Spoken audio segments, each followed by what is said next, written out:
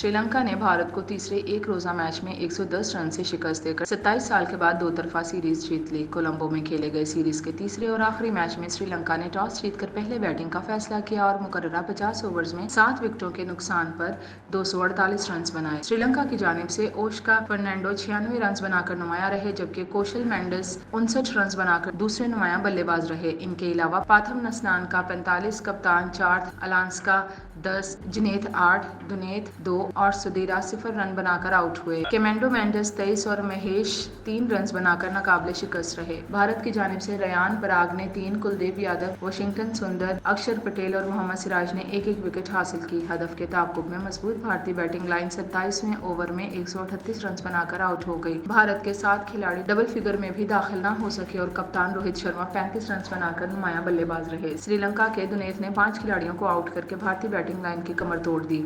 महेश और Jeffrey vendor ने 2-2, जबकि सीथा फर्नांडो ने 1 विकेट हासिल की। श्रीलंका ने 2-1 से सीरीज जीतकर 27 साल के बाद भारत के खिलाफ एक रोजा सीरीज अपने नाम कर ली।